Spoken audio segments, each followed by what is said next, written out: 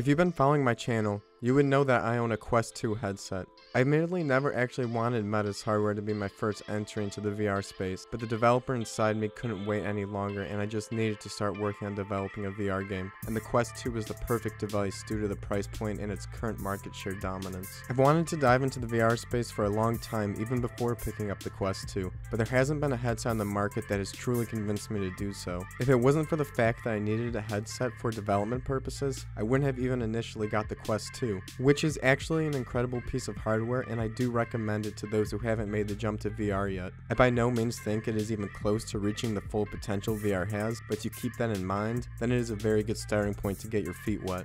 So, if I've never actually wanted to get into VR with any of the current headsets on the market, then what have I been waiting for? Well, I've simply been waiting for the industry to grow on both the hardware and software side. In this video, I want to go over my top 5 most anticipated VR headsets I'm keeping my eye on that I believe will help push this industry to the next level.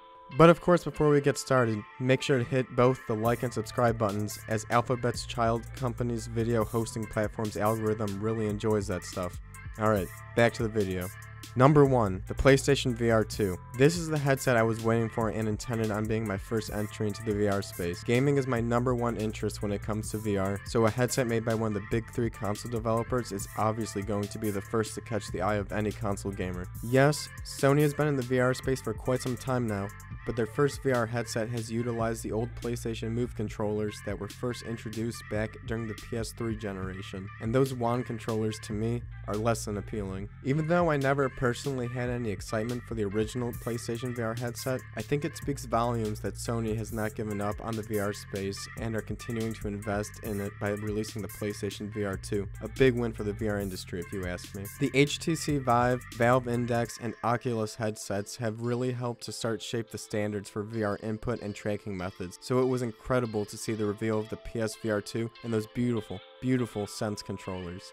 These controllers alone look like they can be the best VR controllers on the market when they launch, especially with Sony having a pretty good track record right now since knocking out of the park with the PS5 controller. 4K HDR OLED displays, 110 degrees field of view, eye tracking, headset feedback. This headset seems like it's gonna have it all. Mix all those features in with the adaptive triggers on the controller, and I am more excited than ever for Sony's upcoming headset. If I had to guess, I'm going to predict that the price for this device is going to launch at $400, mixed in with the additional $400 to $500 PS5 console that is required, plus an additional $70 for a game. The barrier to entry for this entertainment system is quite high. But if Sony can deliver high-quality games utilizing their incredible first-party IPs, such as the new Horizon Call of the Mountain game, then this setup may just be worth the price. At number 2 on this list, we have Apple's highly rumored mixed reality headset. Since it is still a rumor, there are no tech specs released for it yet, but considering it's Apple we're talking about, I'm guessing this product will launch at a premium price. My guess for this one is going to be around $2,000. I'm guessing it will make use of their upcoming M3 chip and some kind of custom VR OS.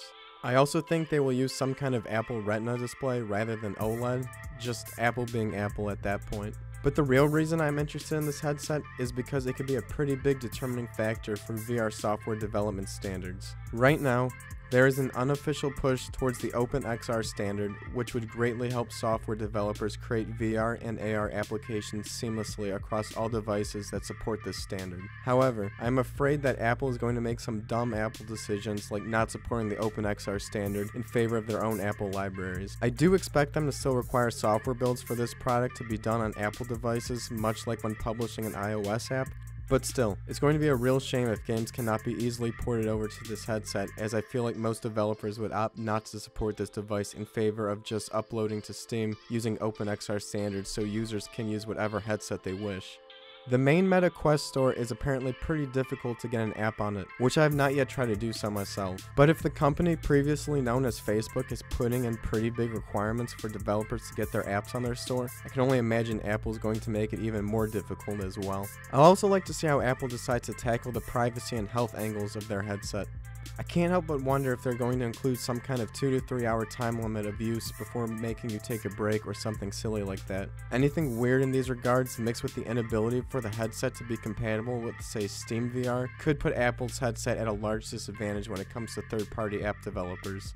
Of course, If it ends up being lightweight and can end up piggybacking off of the iPhone 5G cellular service, then a true AR version of Pokemon Go could alone end up being a system seller for this thing. But again, the most likely premium price point could still be a huge disadvantage here. The third headset on my list is Project Cambria, the upcoming premium non-gaming focused headset from Meta. This is what Mark Zuckerberg said about the headset.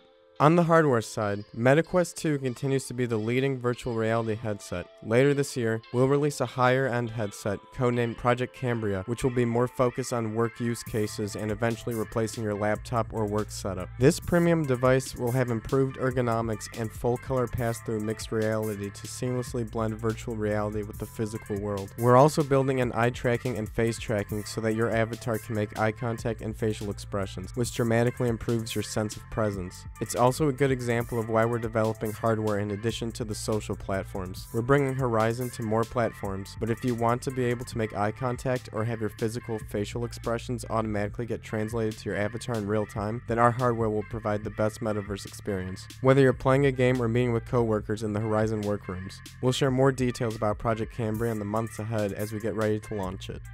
So although gaming is personally my top priority when it comes to VR, I believe that in order to get better games and hardware, we need the industry as a whole to grow. Now, I can't say I'm totally behind the idea of us replacing our laptops and work setups with VR headsets, but nonetheless, billions of dollars are being invested into the space, so we'll just have to wait and see if this technology ends up having any meaningful impact in the history of computation.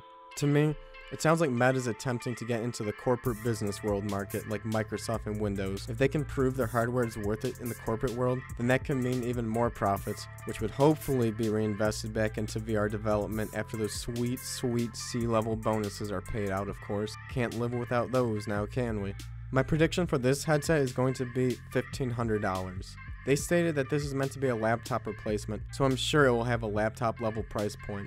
I don't see it costing as much as Apple would charge for their headset, but I guess we will see. They say that this headset could be used for gaming as well, but it sounds like this is going to be overkill if you're only interested in VR gaming. This segues us into the next entry on the list, which is going to be the Quest Pro and or Quest 3 headsets. There have been rumors of a Quest Pro for some time now, and it is unclear if the Quest Pro is referring to Project Cambria or not. Cambria is confirmed, however, to not be the next Quest, so there will be some kind of Quest 3 still to come. But I have a feeling that Meta is going to launch both a Quest Pro and a Quest 3 side by side in a similar manner as the Xbox Series X and Xbox Series S. I predict that the Quest 3 will be very similar to the Quest 2, $299 to $399 price point range, low-end specs compared to the competition, etc. But I do think that with the Quest 3 being the low-level device and Cambria being the most premium device, I believe they will have room in their product line for a more gaming-focused premium piece of hardware. This is where the Quest Pro would come in. I'm guessing a higher-end standalone headset with features more similar to the PSVR2, such as 4K OLED displays, eye tracking, and headset feedback. My guess is that the Quest Pro could sit somewhere around the $800 to $1,000 price point range. It would be a nice-looking upgrade for those already on the Quest 2, while the Quest 3 would still target newcomers. While there is not a whole lot of concrete news to go over with these headsets, I'll leave some links in the description with the latest rumors. Seeing how the Quest 2 has become the most popular VR headset on the market by far, it's hard not to look forward to its successor. Number 5, the Valve Index 2. The Valve Index is considered to be one of the best headsets on the market at a technical level. Launching at $999, Valve meant business with this hardware, and not only that, they even created a brand new Half-Life game later to showcase what it can do. Now, it's hard to imagine Valve investing all this time and resources into creating both their own VR hardware and software to just discontinue pursuing it. That is where this starts to get really interesting. Recently, Valve just released their latest piece of hardware, the Steam Deck. It is easy to view this device as just a Nintendo Switch competitor, as it allows you to play high-level games in a handheld form factor. But check out these quotes from Valve employees on how it relates to VR. Steam Deck, Valve's handheld gaming PC that launched late last month, doesn't really have the horsepower capable of playing Steam VR games. Although Valve chief Gabe Newell calls it a stepping stone to what could one day be Valve's standalone VR headset. We're not ready to say anything about a standalone VR headset, but Steam Deck's hardware would run well in that environment with the TDP necessary. It's very relevant to us and our future plans, Valve's Greg Comer said.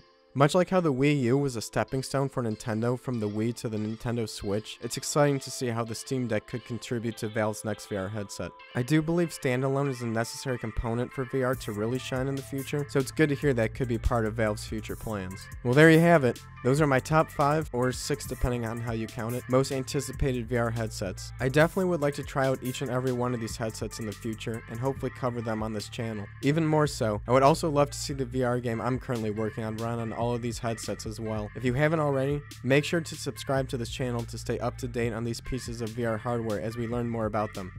Thanks, and see you next time.